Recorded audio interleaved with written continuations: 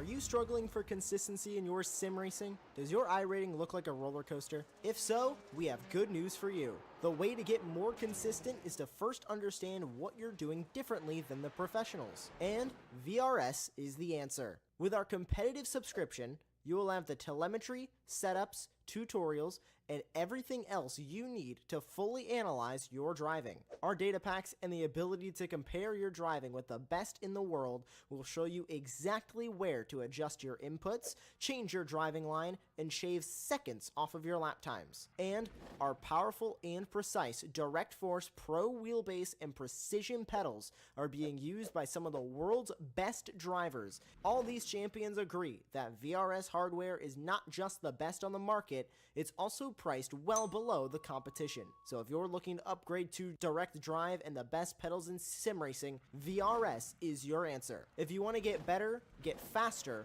and make it happen sooner rather than later, you owe it to yourself to find out why so many people are switching to VRS. You'll be so glad that you did. Visit www.virtualracingschool.com and learn why the best use VRS.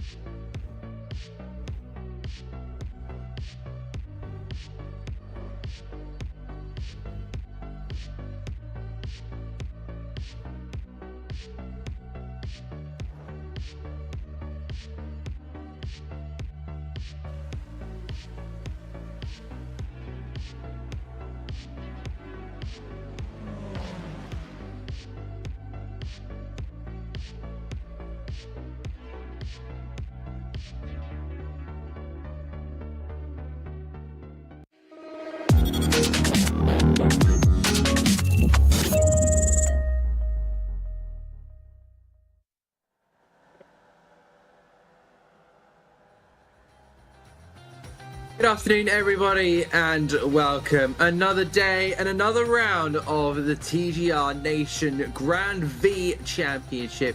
It is season 2, and we head to the forest of Okayama, just a few miles northeast of the city of Okayama. My name is Adam Reed. Alongside me is Sam Fitzpatrick, and of course he'll be doing the production as well. So double duty for Sam, but it looks like we have a brilliant circuit on our hands. 18-degree air temperature. There's a chance of rain as well for our V drivers, but as practice comes to an end, Sam, we're in for an exciting race. Yeah, it should be a really good one. I was very pleased when I saw that it was Okayama for this week that we were going to be covering. I'm a massive fan of this circuit. It's one that all of us iRacers have driven at in the Rookie Series, and it's just got a great flow to it. It's a pretty unique circuit, a lot of hairpins. That final sector is super complex, and it's sort of the perfect track for these cars. Honestly, it's the perfect track for a lot of cars, and frankly I don't think anything goes badly around here. Even when it used to host the basically the F1 championship on iRacing, it was very, very good host there. And so yeah, it should be a very fun half-hour race that we have for today. Indeed, it is going to be an absolutely mighty championship. Of course, we went to Lime Rock for the start of the season, followed by Snetterton. Then we went to VIR South with Cadwell and an all-round park, and now we've hit to almost the mid-stage of the championship. This is round 6 of 12 of the Grand V Championship, and here you can see practice happening, and the drivers just taking their exploratory laps around this Okayama International Circuit. Really looking forward to getting into the action. 23 drivers out in the circuit, and you know the field is pretty more or less a decent gap. You know, there'll be some drivers that are a little bit off the pace, still trying to get used to the car, and then there'll be some that are almost like seasoned veterans. Christopher Cassiano, the American, in his all-white Formula V car. Absolutely looking in fine form, I'd say, as we now carry on through the field. There's Joel Bagada, I believe did pretty well last time I covered him at Cadwell Park. So a lot of the drivers still really trying to work in and dial in the setups here. I think slipstream is going to be massive, especially at the northern section of the circuit. If you see it on the track map, I think well, north is technically kind of the long hairpin. So yeah, as you see there, the track map, you just have that long hairpin up the left side of the circuit, and then that slipstream all the way down is going to be absolutely mighty, don't you think, Sam?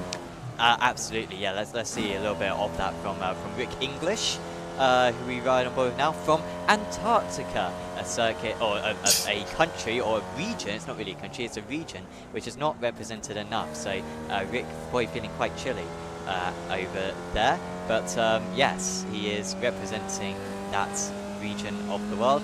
And yeah, of course, this back straight. I mean, this is sort of regarded as quite a tight, twisty circuit. On most regards, but of course for these cars, and in comparison to, you know, Oran Park that we've been to this season, I think we might be going to Alton Park later on the season as well. We've been to Cadwell already this season. Even Snetterton are more complex circuits, I would say, than this, and so you actually come here and it's almost like stretching the legs of these Formula V cars. And that back straight, as you very correctly identified, big slipstreaming opportunities around that part of the circuit. This is where overtaking might be a little bit more tricky, but even in these cars, this straight up into the first of the hairpins is a possible overtaking spot, and then you come back on yourself. I find it so tricky to get the line right here. Do you want to take a tight apex? Do you want to not? English actually having a little bit of a connection issue there. Just that's why our cameras went a bit funny. And then in these final couple of corners, as we'll try to ride on board with someone else because yeah, we're having some issues following at the moment.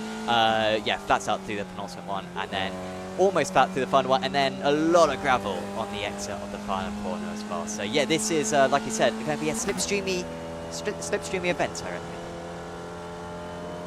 It will be. I definitely think that there'll be so many opportunities. You spoke about the differentiating lines that drivers can take. You know, you can maybe go a little bit wide in some areas, but try and get the maybe the cutback, or try and just get that extra bit of toe down along the straight.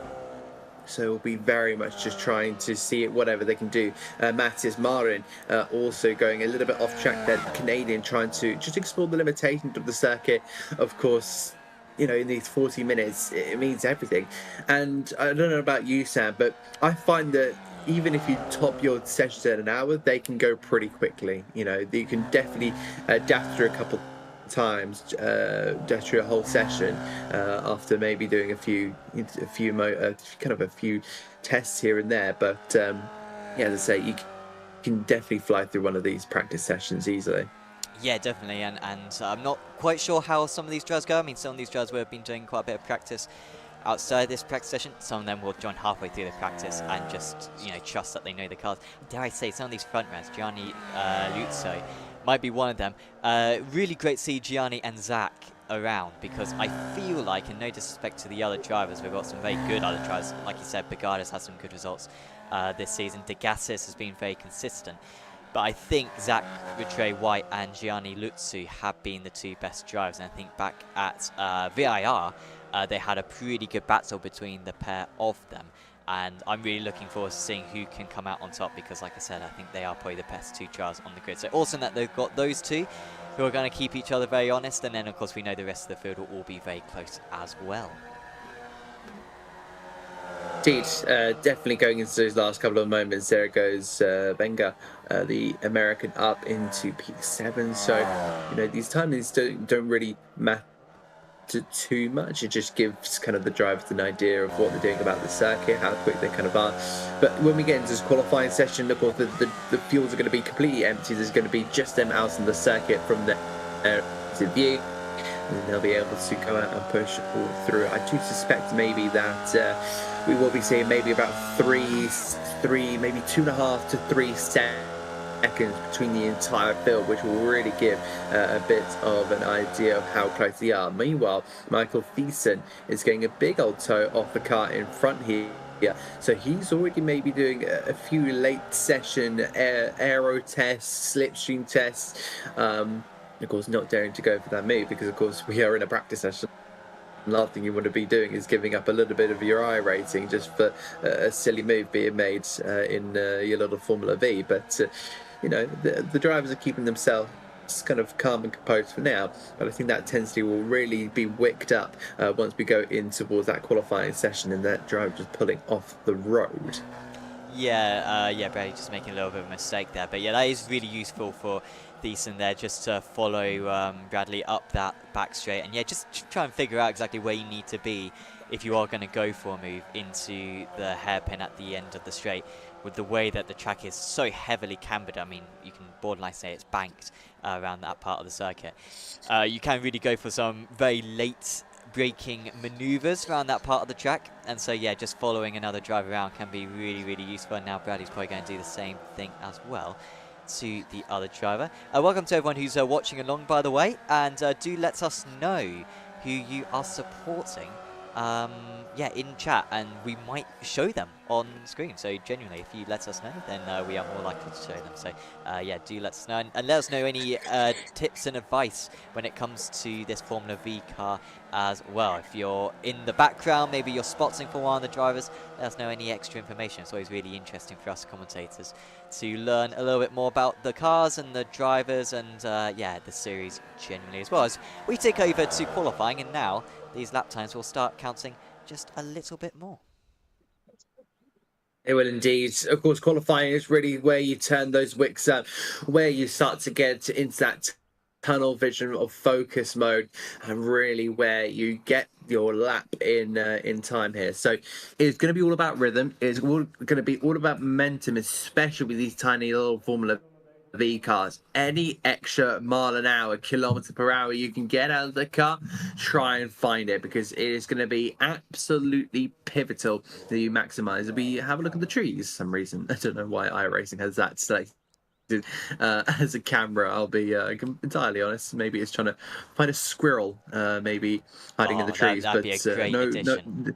We've got birds in iRacing. Squirrels? Yeah, we've got birds, I think, at like Phillip Island. I mean, there's a very famous clip of, I think it's Andrea Iannone, the MotoGP rider, absolutely demolishing a seagull at Phillip Island in real life. I think he went on to maybe even win the race or finish second or third, despite having a hole in his bike.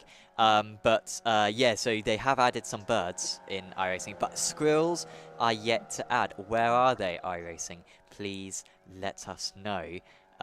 Yeah, where the squirrels are. We need a bit more nature. Well, I think that'd be great. Maybe a kind of like a national animal of each kind of maybe countryside. Yeah. Well, in Japan, what would be the national animal of Japan? I mean, I can't really think of the correct animal, really. My knowledge doesn't go that far. Do I need to do a little bit of Googling mid-commentary? Well, we've got an outlap here, and it's quite a long outlap, and it seems like Zach Rattray-White, who we're seeing on screen now, is going very, very slowly. So we might have a brief moment to look at what the national animal of Japan is. But yeah, I'm not entirely sure. It'd be very nice to have like some tree blossom, perhaps. And yeah, which is you see a lot in Japan. But yes, that would be a nice addition, but at the moment, yeah, I think it is just the birds at the moment which are in iRacing. As you see the drivers go basically. Who's going to be first across the line? I wonder if whoever it is, we'll ride on board with them, because it will be interesting for us to see a lap. Let's go on board with Blake Babson now for his first lap of this qualifying session. Indeed, in towards that first corner, trying to get the momentum all through the exit in toward the left-hander, carrying a lot of speed here. You've got to get right up to that curve. Decide to not use any. Then you go into this sweeping kind of section, build up the speed, build up the momentum, clip the curves, get the shortest way through here, and then in toward the hairpin section. You turn your way in, little steering. It's almost like a go-kart before trying to get that extra rotation, and then powering it all out here. You go over the crest. The engine might start to struggle here, but then it starts to get absolutely straight line like a a little bit of a bullet down in towards this next corner. You're having a little bit of a wait, so if you are batting away, this will be the best opportunity to work it all out. But the kind of hand-eye coordination of the driver will just continue to go up and up and up every single time they go through a racing lap pit in towards this more technical section of the circuit, trying to maximise all these curves. And this kind of reminds me of the middle sector of Spielberg, the Red Bull Ring. So of course, that kind of sweeping section of double left-hander before going into that final little section. Now we're into the double hairpins of the left-hander, trying to cast it back to the left before turning into the right. Open up the corner as much as you can. Now you're going to be accelerating up to third, up to fourth very, very soon. This is completely flat. Just pin the throttle and then in towards the right hander, just down you go, kiss a little bit of the curb like he's your favourite grandma, and then over the timing beam we go with Blake Babson. He will go to the top in fact, but what will the time be? And it will show on screen, I hope. Doesn't seem like we got the time there. Oh, there we go.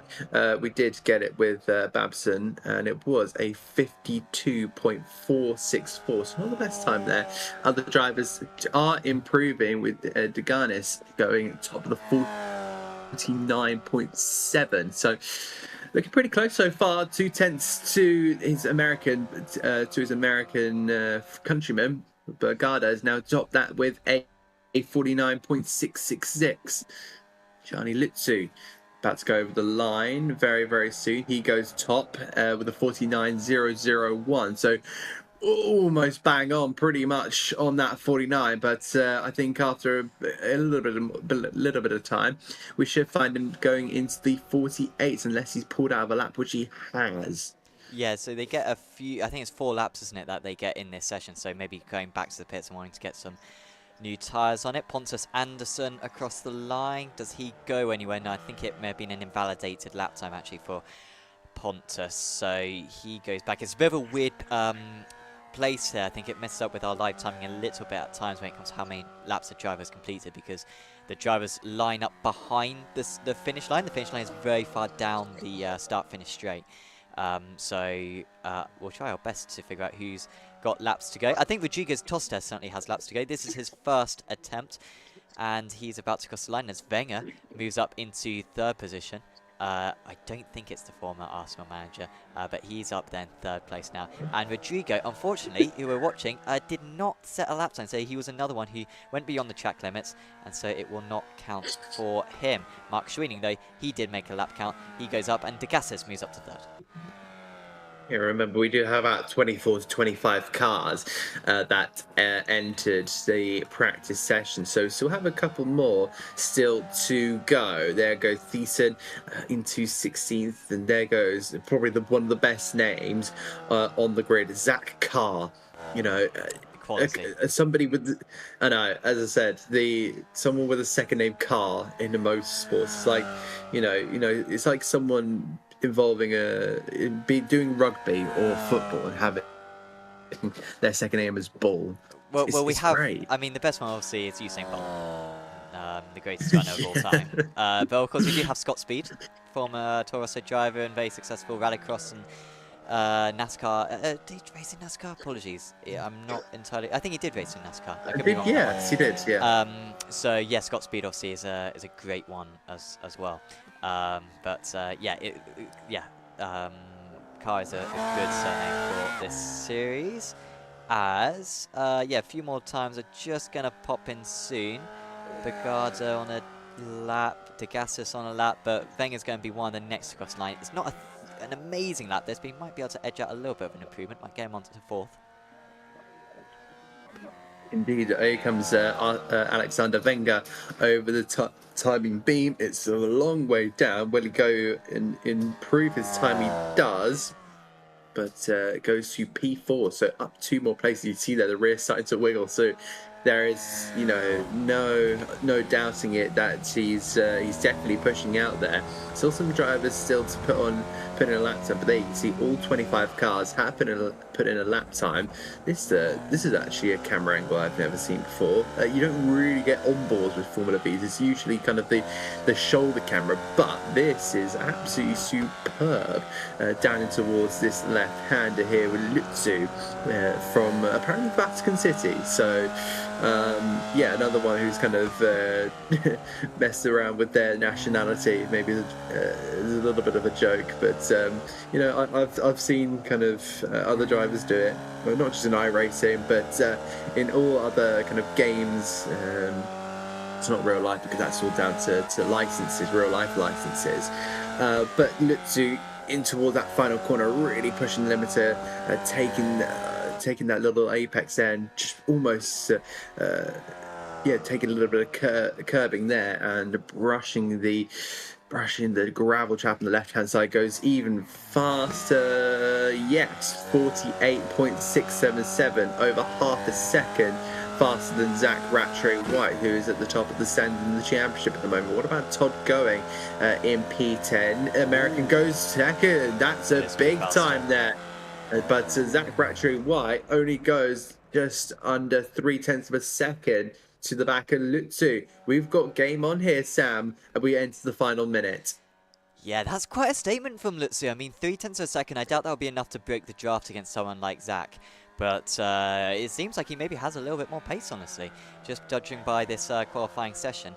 Wenger across the line. I think this is going to be Degassis' last lap with 30 seconds to go, but I'm not really seeing any, his first sector was way off the mark, so that won't be an improvement for him. Nathan, no, he's got too much of the circuit to go. Josh Cruz might make it here. No, he's not going to make it. If he was in a GT3 car, he could make it hit from here, but he's still got a corner and a bit to go, and he's not even, well, yeah, that's happened. So Josh will not set a lap time. It doesn't seem like that's going to be pretty much it for qualifying. We enter the final 2 seconds, and there you go. The checker flag is now out. Everyone will now reset, and we now finally have a grid for round 6 of the TGR Nations Grand V Cup Championship. And we are looking forward to this race. It's Gianni Lutzu who will be on pole position in the number 58V, and it's Zach Rattray White, who's been absolutely dominating in the front of the championship. Todd Going in P3. We had a Joel Bergada, the Spaniard, who will be hoping to potentially put it on the podium. And then Degassis is going to be P5 ahead of Alexander Wenger, with Nathan Maroney, the Australian. He's going to be in P7 with Christopher Cassiano in P8, Suleiman Khan and Sean Gapinski in P10. Rick English ahead of Rodrigo Tostes, the Brazilian, who will be on that 6th row of the grid. Onto the 7th row of the grid, we see Ken Poulin ahead of Rob White, the American, alongside the Canadian, with Matthias Marin ahead of Mark Schweenig. Then we find that Chris Lim in 17th, apparently from Brunei, another nationality I've never really seen before, but hey ho, all is welcome. Eric Cox will line up in P18. Then we move on to the 10th row of the grid, where we find Zen Carr in P19 with Neil Handley, the Irishman, who is hoping to go further up the field. He was 1.4 seconds behind the current pole sitter. Pontus Anderson will be in 21st with Michael Thiessen, who was quite in the mid-pack come the early starts, but he will still line up 22nd. Then you find Daniel Taylor and Aaron Dembowski there in the final position. It doesn't look like that, because we now find Blake Babson, followed by Alex Bradley, Josh Cruz, Andrew James and Rich Matthews in 29th, and lastly 29th, number 29 car in 29th place. Rich Matthews rounds off the grid on the 15th row of the grid.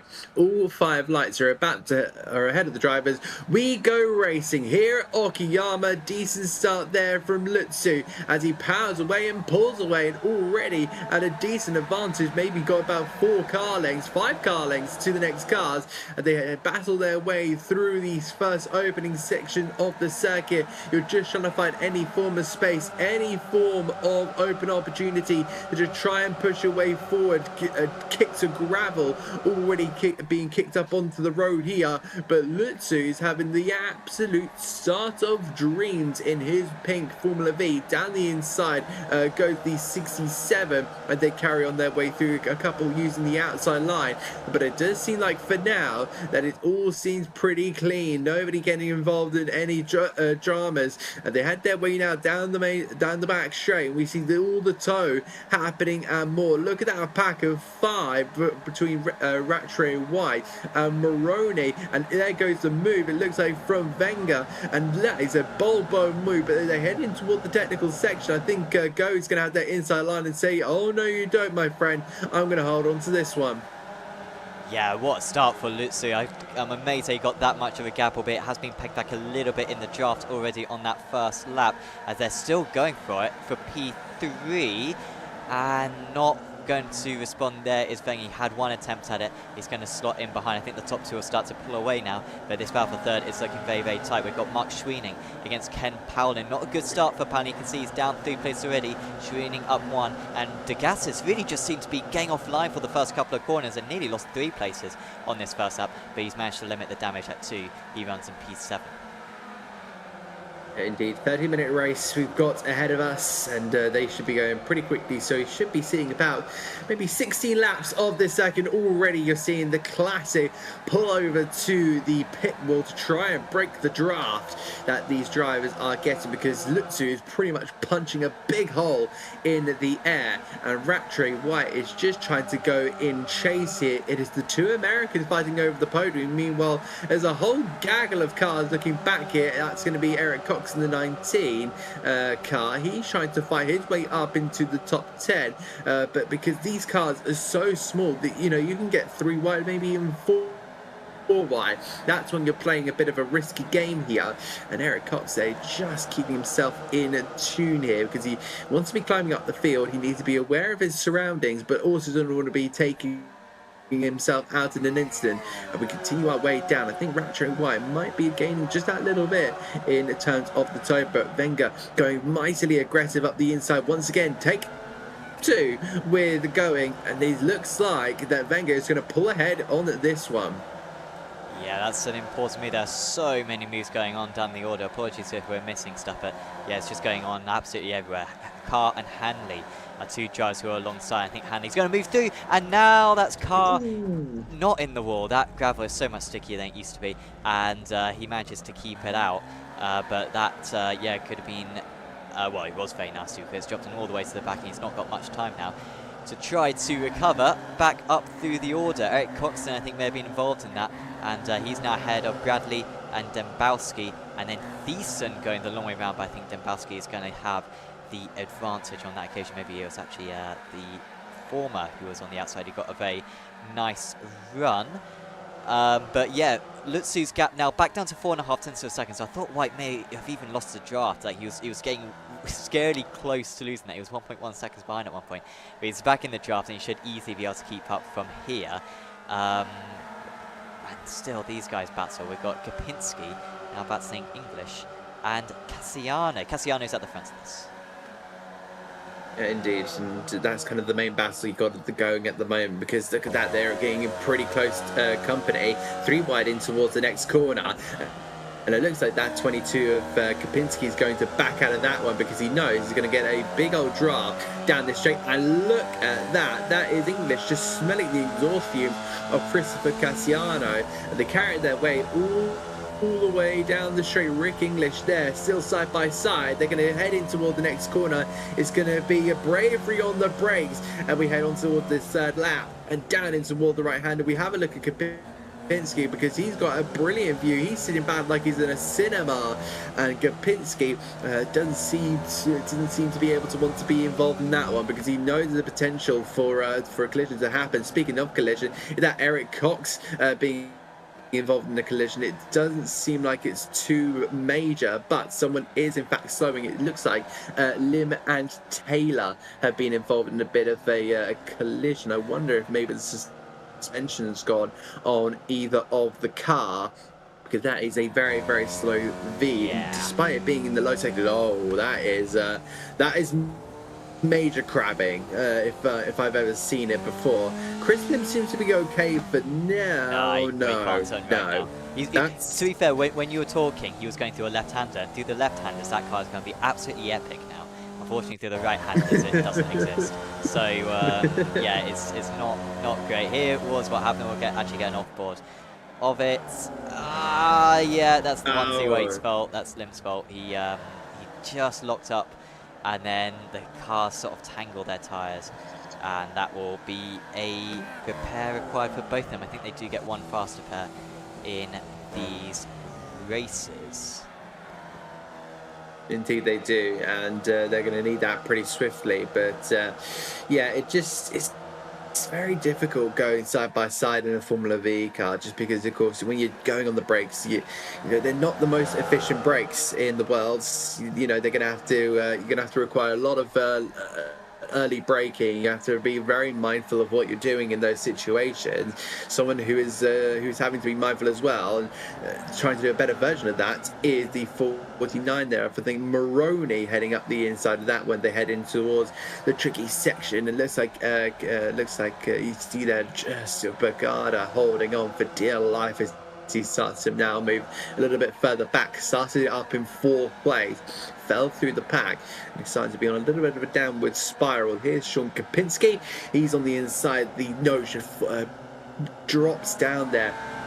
He heads on the brakes. Moment there for Cassiano, but a rear sliding out there for Rick English. Rick English is now going to have to try and just carry the momentum, but remember it's flat through this one, but he's going to just hold it. Oh, this is a decent battle here with Kapinski, and Kapinski says, I'm not risking this 7 minutes into a race. You know, we're not even a third of the race through yet, and I don't want to be risking anything. Someone who's risked it and it's not worked out for is Ken Pooley.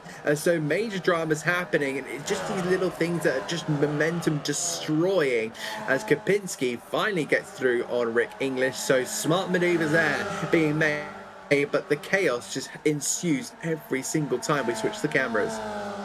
Yeah, that was smart driving there from Kapinski, because yeah, you identified that he didn't fancy taking the risk, but he was willing to get into the draft and then make the move much easier by the time they got into turn 1. So yeah, very smart driving from Sean on that occasion. Yeah, and just ahead of English, and now he can get on the back of Cassiano, and look how close he is on the back of Cassiano as we run on board with him now, and that is easy for him up the inside. There's no way that you can really go around the outside, I feel like, at this hairpin. Usually the inside is very advantageous. They're all actually on top of one another. If we get it from the chopper view, you can see how close they are, and there's contact. And there's a little bit more contact as well, but that was English who went into the back of Kapinski. I said how close they were, and English did not anticipate just how slow Kapinski would be on the apex of the hairpin, and he has caused some issues there, and Kapinski will be absolutely furious because it's dropped him from that sort of peloton pack back to the outside the top 10. Indeed it has, and you kind of want to be in that top 10, just trying to score as many points as you can in a championship like this as possible. Consistency is going to be key in kind of spec racing just like this, you know, even in the higher echelons of motorsports, where the cars are relatively the same. You know, it's all about consistency in that one, as it's showed many times before. Zach Rattray White now on the back of Lutzu, but this is the battle we're looking at here, because Alexander Wenger is just holding his own here against Going and Maroney and Bagada, and he's just trying to really push forward. But I think, Sam, he's in a little bit of a difficult situation, because you could see how much that gap has gone up over time, and you know, we know that Wenger is not a bad driver whatsoever, but he just can't seem to match those front two. What has he got to do? Yeah, like the gap has been going up, but now that White's sort of a little bit stuck behind Lutzu, because you know he's sort of used up the draft now. Maybe Wenger will start closing back in, but the gap is 1.2 seconds. I think he's actually getting a little bit of a bump draft from Going. They can maybe think that they can catch up to the guys ahead, but here potentially ruining it all is Nathan Maroney, who moves to the front of this pack. Now either that's Maroney thinking, I'm just going to move up into their place, or he's thinking, I'm actually the fastest out of this train and I'm going to drag us up to the top 2. That move hasn't lost them too much time, but you don't want to be swapping too often Otherwise, you will start losing each other a bit of time. So let's see if it works for the Australian driver as we watch Matthias Marin, who is at the front of this pack now, and I think Kapinski might be trying to gain a position as well pretty soon, because we saw a couple of drivers run wide. There goes Kapinski, but he wasn't able to do anything. Indeed, that was Wright running a little bit wide there. The second Canadian in the running here in this kind of top 15, having a bit of a wide moment, as I said, but that's going to cost him a little bit of momentum, and that's why Kapinski tried to go for a gap. We've got a brilliant shoulder camera on board with the American driver. He tried to get all the exits. The dust has continued to get kicked up by the drivers in front, but he'll just follow the momentum here, and look at that, to the inside goes I think that's going to be Khan there. So Khan up the inside. Marin can't really do too much about that. He's got to hand that position straight over without a fuss in the world, but he will be want to try and get back. Was that a car in the gravel? I'm not sure. Certainly Alexander Wenger's gone a little bit slow. I'm not quite sure. Maybe it was a back marker, but I'm not seeing anyone drop down the order at least. You know how I was saying that maybe these guys would drag each other up to the top two? They're not. It's up to 2 seconds now. They are battling quite a bit. Maybe Moroney just hasn't got the memo because he seems to be fighting quite hard. But they're all fighting hard now because look at Todd going. He's on the middle, contact between them, and surely the 49 can't make this corner. They leave a lot of space, and they all survive. So it's back to Alexander Wenger, who's at the front, going up into second place in this group, and Moroney goes from the front of it back to third, and Bagada and Degassis sits back just watching this all go on, and will be frustrated that the top two are out of the draft range now. Indeed, and I'm sure that Wenger and Going will be massively frustrated about the actions of Moroney, not because they were reckless or anything. It's just because, you know, Moroney is in that middle pack. He's a little bit frustrated, and he's just trying to kind of get his way forward. He's looking at that podium, whilst these two American drivers are looking at the bigger picture and thinking there is a potential win on the cards. But they've opened that gap up drastically, I think, to the point where, you know, you're looking at about maybe 7/10 over the course of a few laps. And, you know, 7/10 might not seem like much, you know, in the higher echelons of single-season motorsport, 7/10 is quite little in terms of a race. But in the likes of Formula V, where momentum is absolutely everything, you're giving so much. So that kind of 7/10 in Formula V might feel something like, you know, 1.5 seconds in Formula 1 or in Formula 2 or whatever. So it's definitely intriguing to see how these guys are trying to work their way back up, but they're just giving over more time to Lutzu and Ratchet White, unless those top two guys start to battle away. And I'm just checking their gap because that's starting to get smaller and smaller due to the toe. I think what Zach Ratchet White is doing is just holding out for the final lap here, but in toward this right-hander, and Wenger is just going to keep the lead for now. Moroney's up to fourth this time around, again looking for a move, but it's kind of the mentality of what is Wenger and Moroney thinking, because they're going to be in two different mindsets, I feel like. Meanwhile, the battle for the 11th place is absolutely raging. I should say 9th place, I should say, because no, sorry, my apologies, 10th place, because Kapinski is the leader in that one. These cars are very difficult to kind of recognise. Well, I think you might be right though, because I think Rick English is sort of falling into the clutch of these guys. I remember it was English who hit Kapinski earlier on, right? So I wonder if English is almost being a bit bad for it and might let Kapinski back past, because it was definitely English's fault. And I thought English had more than enough pace to keep up with Cassiano, so I'm not exactly sure what's going on with the Antarctican driver right now, because yeah, he is dropping back. But Kapinski back to the front of this group now after his spin earlier on, and yeah, we'll be chasing down the car ahead of him. Just a little bit further back, Tostes versus Schweening. Wow, Tostes wide, and Schweening, I think they made a little bit of contact, and that just forced the other driver to have to lock up and go straight on. Not too many battles going on further behind. Bradley, Thiessen and Cox in this battle, and then we've also got Zenkar after his spin passing or dropping back actually into Andrew James. But yeah, besides that, not too much going on further down the order. It's all going on here though, as it is every single lap. It does seem to be another 3 wide moment here. Are we going to be seeing any form of contact here? Look at Wenger going on the complete defensive on that inside line. That forces one of the cars to go a little bit more cautious, I'd say, throw caution to the wind in this one. But Wenger is doing a superb job. One of the drivers there losing momentum. That's going to be that's going to be Maroney. My apologies on that one.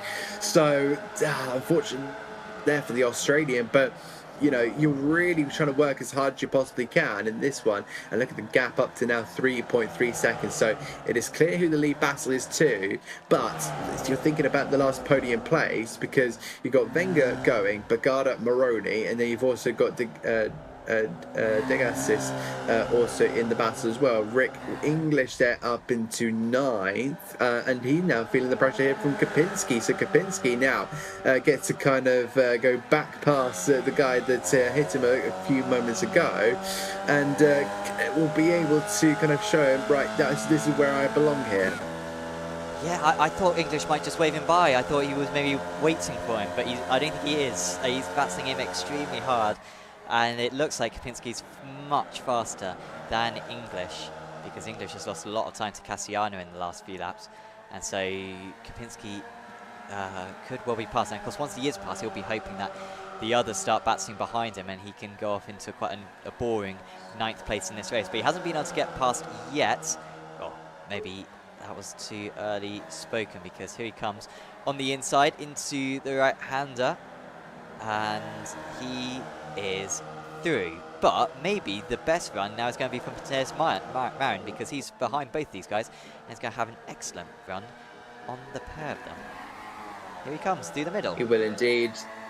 And in towards the hairpin section once again. We've seen many battles here over the course of the race here, but it looks like it's going to be the rainbow coloured car of Matthias Marin, who will just eke out in this one and will stick it into 9th place there. Great stuff from the Canadian. Looking behind, that's Suleiman Khan there as well, who is very much interested in this little tussle, trying to find his way into the top 10 with English and Kopinski just holding their places in his way here. But again, Matthias Marin will now decide to look at his wing mirrors and be having that little bit of a frightening thought of there, oh my word, right on the rear end here, as it looks like English is really pushing the limits here.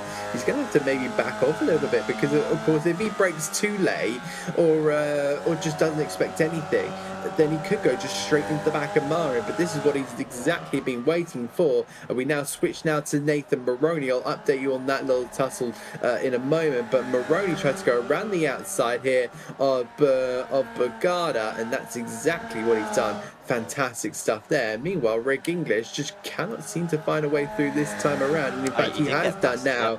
Marin is dropping down to 10th here, so this battle continues to roar out here. But I think it'll all be down to the final lap here. This is where they will go all out, all guns blazing, and almost go 3 wide there for a moment. Yeah, we're not really showing the leaders because they are just waiting behind each other. Lutsu is leading along, but Zach Wright is just waiting till the last lap. No point in fighting, otherwise they'll get others involved. So very mature drive from those guys. They know what they're doing. These guys, though, are much more focused about track position, even if it may not last very long. So English got past the T1, but Marion will do the same as he did on the last lap and go through. But here comes Kopinski, past all of them perhaps. He's on the inside, but brakes early. No, actually there was room. I think Kopinski, Marine, I think ran a little bit wide, maybe just affording room for Kopinski. And still they run alongside. Marine on the inside, Kopinski on the outside. English in amongst them as well. Khan is the next car in line. And this one will continue up to the next hairpin. Oh, nearly thought about going for the inside there, did English. That would have been a very unwise overtake had he gone for it. But he decided to just sit back as Marin consolidates that position, and English gets ahead of Kapinski again. It seems like Kapinski's so much faster than English, but English really does have very good racecraft when he's not hitting the back of Kapinski. As into the pits, no, they were just so far into the pit exit that it came up on our screen that Wenger came into the pits, but he was not in the pits. He's in third position though. That's how hard he's trying to defend it against Todd Going right now. What happened to Nathan Maroney, because he shot back quite a bit there. As Rick English, we switched back to the momentarily, but yeah, he managed to get back up into the 9th. That's a battle that's going to be raging on till the final second of this race. Ellen Degasis is there in P6 of the Wilbur Bunce Racing team, and he's just holding his place down against Bagard. Now Bargada is going to try and go for something here, change it for the lead. We'll get back to that in a moment, but this is the little battle we continue to focus on here. Down in toward the hairpin section we go. Oh, we're going to have to change this, sorry. Looks like this one is going to be down into toward 3 wide, because Maroney is finally caught up to that little battle where I thought he was about 6 cents behind, is now pretty much right on the rear end of Going and Wenger. They're still side by side into that, or in towards that left-hander. Bit of a wide moment there for Going. Can he try and find a way through? And looks like Maroney is trying to find and power his way through the middle, but on the brakes they go. A little bit of a lock up there, and wide for Wenger. He's given the place up there on that one. Down to 4th he goes, and that will be pretty much seal and deal for Going. But remember, he's got a whole straight to try and defend it. Matthias Marin tried the outside line on this time around, tries the Wenger line again, does pretty much sit him in the same position where he started that sequence of corners, and Mark Schweening is still sitting there in 15th place. More changes for the lead. Look at them go. We'll have a look on that at the moment, because that is a continuously battle going on down into towards the first corner. Todd Going is absolutely on it, and now going to be absolutely hopping up and down into the cockpit of his Formula V car, because he's now sitting in P3. And I wonder how much that gap is going to deteriorate, because you're just seeing the change between the two leaders. 6 seconds it is now, but obviously, you know, we're at a stage of this race now, I think, Sam, where they can't really do too much. They've already been handed the damage themselves. Yeah, exactly, and that's why they're saying about. So we're not going to show too much of the leaders, because they can literally swap every single corner. Doesn't matter basically who's ahead, as long as they don't crash into one another. Obviously, if they do, we'll show that. But whilst they're just changing, we're not going to show it, because yeah, it doesn't matter too much. In a way, this doesn't matter too much either. But there's quite likely going to be a crash. I'll be very impressed if these guys in this pack and the pack behind all get to the end of the race cleanly, as Todd Going gets his nose slightly ahead in the orange car, and Wenger can't do anything about it that time round, so he drops back. Salman Khan, by the way, has now got to the front of this pack, albeit Matthias Marion might just get back underneath him. Contact, and that's Rick English, and he's got big damage. Rick English has gone up in the air, and what is the steering damage like on that car? It doesn't look actually too bad. So I think it's I just think it's momentum loss, in all honesty. Yeah, it seemed like he went like right though off the circuit, like even after he landed. But I think you're right. Yeah, I think he just is back on his way now. So yeah, Rick English down to the 18th. Shame for him. A massive shame, yeah, for Rick, because he was very much one of the drivers that you'd probably pull out the hats and say, yep, I think you're getting a top 10, but obviously that contact has now left him falling down the pack here. Todd Going is still in his black and orange Formula V car, defending from Wenger. Wenger is going to try that maybe outside line, try and get the run on that outside line, but look at Todd Going pulling a big old defensive maneuver down toward the hairpin, trying to switch back here. And don't forget about Nathan Maroney. They head over the top hill, or the top of the hill, I should say. 3 wide once again. We've seen this plenty of times going down in toward the hairpin, and Degasis is now looking at this like, yeah, I want a piece of this maybe, or just crash in front of me. I don't mind. Either is good with me.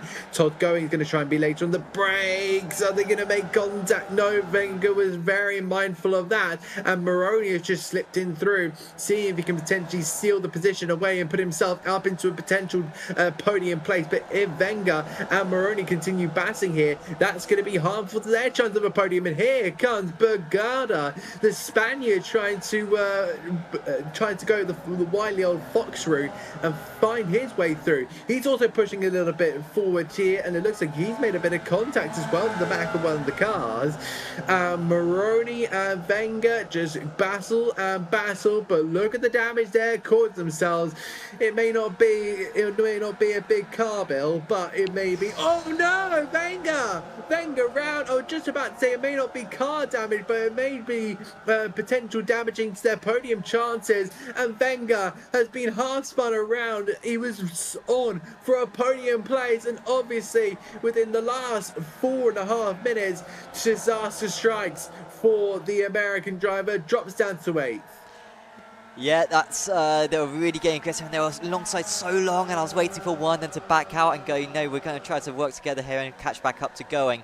But neither of them backed out, and eventually contact was made. So big disappointment for Wenger there. He's now going to have a lonely run to the end of the race unless one of these guys makes more contact again. De Cassis ahead of Castellano. He's done well to join onto this. I don't think Castellano was always part of this pack, but he's certainly part of it now. This one's sort of spread out a little bit. Salman Khan and Matthias Marion have actually pulled away, and then it's Kapinski ahead of Wright and Hanley, and then of course we had the other car as well, Rick English, who's actually towed back to the pits now, so something happening with English, maybe damage. So he's out of it. The leaders are still battling, but they're just having a bit of fun here. They're sort of just sparring at the moment. It doesn't really matter who's ahead. Even when it comes to the last lap, who's ahead. It's going to come down to this section of corners on the last lap guaranteed, and they're just seeing what they can get away with at the moment. The gap's down to 5 seconds, but it's still plenty enough. They've got 2 more laps to go after this. They do, so we're looking around about that 28-minute mark. If it kind of goes, if we cross the line with about 28 minutes to go, then we're getting 2 more laps. If it crosses the line and it's about 28:11, then we will be getting 1 more lap, I'd say. So down in towards turn number 1 we go with the leaders here, Lutsu and Rattray White. They're side by side. This is very reminiscent of Senna versus Mansell all the way back in 1991 at the Spanish Grand Prix in Catalonia, where sparks were flying. It may not be the same speed, may not be any sparks, but it still seems that same kind of ferociousness between the 2 cars. But yes, we will be getting those 2 laps remaining. Look at this tussle here. This is for 11th place on the and 12th place on the road. Oh, Rob White just trying to hang in there and try and keep the car in one piece, because I think for a lot of the drivers during these three-wide battles, I think that's where their kind of mind is at for the moment. Just keep the car in one piece. Let's get through without any problems. Ken Pooling as well, starting to pull his way into all the action. He would love to steal an 11th place right at the depth here, but we'll have to see how it all plans out. Kapinski is starting to drop down, so I wonder, Sam, is his tyres potentially gone off at this rate? Yeah, I'm not quite sure. I think the tyres should be alright. I don't think the track is super duper one. I think generally the tyres are, I think they're alright on this car, but I'm not entirely sure. I think, just maybe losing a little bit of his rhythm, and once he get put offline, it can be fairly tricky to get it back, as Tosca's ahead of Kapinski, and Kapinski will try to fight this one back, but he does seem to be struggling quite a bit. I know it is Kapinski, as we're about to move on to the last lap. Todd going. Oh no, he's still miles ahead. Okay, we're alright. Nathan Moroni, he's ahead of Joel Bagada and could get P4 in this race. Moroni has been one of the most aggressive drivers, but credit to him. He has been the one who's kept it pretty much clean as anyone, but that could have been contact with De Cassis, who had to clamber over the curb in order to avoid contact there. And these guys will battle. We will change over to the leaders once they got onto the back straight on this final lap, because this is the last lap, and so those changes for the lead really do start to matter now. They do, and they need now going to be a bit more. Oh dear, more contact. Moroni, they're still at it. The Spaniard, the Australian, who's got involved in that one? I think that might have been Degassis as well. Oh no, Degassis is okay. It looks like it was maybe not entirely sure on that one. We'll have a look and see who was maybe involved in that last lap, maybe at a replay. But this is the battle for the lead. Lutzu going very defensive, opens the gap up because he needs to play a little bit fairly here. Give the space here to Ratray White. But down toward the straight they go, in toward the hairpin section. Remember, this is not quite going to be the final place overtaking opportunity. It's Formula V. Anything can happen in V racing. To the inside for Zach Ratray White, runs wide. Unfortunately, invites the pink car of Lutzu to run back through. And now he's going to just hold station here, hold firm for the Vatican driver. And Zach Ratray White will be just clinging on to the back of that Formula V car as much as he possibly can in toward the double hairpin section. Technical section continues out here. Jerks to the right hand side, see if he can potentially just scare Lutzu off the track. But I think, Sam, this is going to be a run to the line in toward the penultimate corner, completely flat. Now you've got to get your braking right to set up that final corner. A little bit of a kiss on the curb there, and here we go, the run down towards the line here. It's going to be Lutzu to take the flag ahead of Zach Ratray White. Just ran out of room, 900ths of a second. What the gap. Todd Going is going to be your podium sitter ahead of Christopher Cassiano, Degassis ahead of Venga, Maroney, Marin Khan, Bagada. Rob White will try and defend this as much as he possibly can. He'll finish there ahead of Ken Poulin, with Anderson, Tosses, Hanley, Kapinski dropping down to 16th. What an awful race for him. With Schweening, and then Bradley, Zach Carr finishes home with Thiessen, James, Lim, Babson, Cox, and Dembowski. What a superb race we've had here at Okayama. Yeah, really great stuff between those top two. I think Zach will be a bit disappointed. I think he had a bit of fun out there, but I think he will be a little bit disappointed. Just lost the momentum, it seemed like, near the start of that final sector. A little bit offline, then just wasn't able to get it back after that. They do a few burnouts. Degassis also on his in that. We've just got a few more drivers to come across the line, and then we'll go through the results, and we'll also have a chat with a couple of our drivers if we have time as well. In fact, no drivers have joined us yet, but we will have a chat with them ASAP. But yeah, just got Cox and Dembowski to cross the line. But yeah, really great stuff. And of course, yeah, I think the drivers will have enjoyed going around Okayama. Like I said, it's such an enjoyable circuit. And frankly, the driving stands were pretty strong, I would say, Adam. Considering how close we saw those packs of drivers throughout the race, there weren't actually that many incidents. So really good job from 90% of the drivers there. No, it's expecting a couple more, but not in a negative way, but just because they were so close, and it's so easy to make a mistake. All you need to do is kind of brake maybe 10 meters too late, or or kind of wiggle your car a little bit too much, or maybe just a lack of understanding during your battles, and you could very easily go into a side of an opponent so easily. So very lucky that some of our drivers out there were very smart, very aware, very clean as well with everything they did with the car, and I've been super impressed with the way that this has gone for kind of everyone. We now head in towards our second half of the season. I do just wonder if we are going to be seeing any interviewees. The results very quick. Oh no, actually, maybe I can't show the results. Oh no, here we go. Here comes the results. So yeah, we won't go through too much because we're a bit pressed on time. But that was the gap, 1/10 of a second, and that is the top 18. The podium was Lutzu, Zach Ratray White, and Todd Going. So congratulations to them. But yeah, let's have a. Well, I'll let you have first dibs, Adam. Who are you going to have a chat with for an interview? I think I can't really see the names, I'll be honest, but it looks like Zach Ratray White. We've got somebody else, and Lutzu. Let's have a conversation with our winner, Gianni Lutzu. So we will chat him in now. There he is. Gianni, you're live on Apex Racing TV. A fantastic result for you. What a race you had. The pace is almighty. Thank you, guys. Yeah, no, it was a lot of fun. Really, really good race. Yeah, look, big props to Zach. Obviously, we had a really, really good battle for, the last 10 minutes of the race there. But also big props to him for obviously working with me at the beginning. I think, at a racetrack like this where the draft is so heavy, I think, if you kind of don't make the right decisions at the beginning of the race there, it can make it quite hard for you, especially it being a 30-minute race. But, yeah, it was absolutely unreal. And I think, yeah, really stoked to come away with the win. Of course, as you say, batting away with Zach, there seems to be a lot of trust between you two because you were switching away like crazy in those last 5 minutes. Yeah, for sure. I mean, me and Zach have done a lot of racing together in the past, and always looked up to Zach as a really, really good driver. And I guess it's always nice when you can kind of have trust on the racetrack and know that someone isn't going to run into you, and you can kind of run wheel to wheel and know that you're always gonna come out the other side. So it was really, really good racing, and I think the track was perfect for that type of racing as well. So it was really, really good.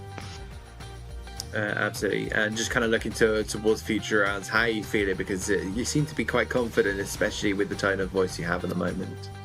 Yeah, absolutely. I think the V is always a car I've been relatively good at, and obviously with my business Let's Do Drive Performance, obviously it's one of the main cars that I obviously tailor for. So yeah, I've had a fair bit of time in the car, and I think it's always one that really suits my driving style. So yeah, I think it's just about putting yourself in the right position in qualifying, trying to do as well as you can in that area, and then like I said before, just trying to be super smart in the racing, and just try to make the battle packs as small as you kind of can. And obviously, like I said, the draft is really, really heavy, so to try and remove as many cards as possible is obviously super critical. So no, it was really, really good, and let's hope we can keep the good run of results up. Yeah, we're going to try and keep this quite swift. So thank you, Gianni. It's been a pleasure to talk to you. All the best for the future rounds. Perfect, guys. Thank you. Have a good one. Take care. As I said, we are we're starting to run a little bit short on time, so we'll try and get in Zach Rattray White's in next, second place in the race today. But my goodness me, Zach, you're live on Apex Racing TV. A superb performance for you, but it wasn't quite the win that I saw at Cadwell Park. How do you think it went from your perspective? Gutted, mate. Gutted. Yeah, that's quite frankly, actually, it's ruined my whole week that I didn't get that win. But no, it was good fun. Good fun with Gianni. I know he's always going to race me clean, so yeah, it's tight at the end. It was. I spoke to Gianni about you two seemingly have a lot of trust. You race together a lot. Kind of tell me about that from your perspective. Yeah, we're teammates, so I think if there was a little bit of conflict, then it might make it a bit awkward at other races and stuff. So we try and keep it as clean as possible. But I think, like I said at Cadwell, I think if there is any beef on track, it's nipped pretty quick, and it's mostly just taken as a bit of a joke. And of course, maybe looking to future rounds, have you looked at the calendar? Is there anything you're looking forward to, and how confident about your championship chances are you? I haven't looked at the calendar at all, to be honest. Besides, I think there is a couple ovals coming up, which is a bit interesting, especially the dirt one. I think that's actually my main background, I think. So that's looking forward to that one especially. We're going to try and make it swift, but Zach, it's been a pleasure to talk to you. Hopefully I'll be covering more of these races in the future, and hopefully we'll be meeting each other again in the commentary box. Yes, likewise. Thank you very much. Thank you very much for your time. I believe we also have one more, and Sam, can you confirm who it is? I thought it was Todd. Yes, if we could bring him in. Todd, you're live on Apex Racing TV. Of course, a superb race for you, but how did you kind of view your race? Oh, thanks for having me, guys. The race went well. We had nothing for the Eclipse boys up there. They had a fast setup, a fast race car. We just couldn't even catch them in the draft. But I just want to give you guys a shout out. Thanks for everything you do at Apex. You guys kill it every week, and we love your broadcast. Thank you very much. Thank you very much. I was going to say my rounding outline, but let's talk a little bit more about your kind of battle, because it seemed interesting with the cars around you, because Moroni seemingly wanted to just take third, and then other cars wanted to maybe move forward. I think that was kind of how I saw it. But how did you kind of see you and the cars around you maybe during that mid stage? Yeah, probably around like lap 3 or 4, we realized we couldn't catch the Eclipse guys in front of us. They're like, we weren't even pulling on them in the draft, and we have a history, me, Moroni, and Alec Wenger, so we were just decided to race each other, and we were sending it in on each other back and forth. So it was a good battle there, and I think Wenger got wrecked out. I'm not sure. Yeah, I can confirm he did, but overall, would you say you're happy with the result and you can carry momentum into the second half of the championship? Oh yeah. This is it's a great series, and it's all the better because of the broadcast here at Apex Racing. And how comfortable are you feeling in your car? Because it seems to be a car that is a lot of drivers are liking at the moment. Is it something that you feel a lot confident in? No, not at all. I think I'm going to have to go over to the Eclipse shop and bribe them with some iRacing dollars or something and figure out what the hell's going on with their downforce package, because they are just kicking our asses. Sorry. That's fine. Todd, it's been a pleasure to talk to you. We're going to just try and make these swift because we're running quite short on time, but it's been a pleasure. It's been a pleasure to talk to you. Thank you guys for everything you do. Your P3. All right. Thanks a lot, guys. Appreciate it. Take care. So that is going to be it from the round 6 of the the TGR Nations Formula Grand V Championship from Okayama. A fantastic round here at the Japanese circuit in the midst of the forest. We've got 6 more races to go in the TGR Nation Grand V Championship, and from myself and Sam Fitzpatrick, take care, have a good evening, and we'll see you once again on Apex Racing TV.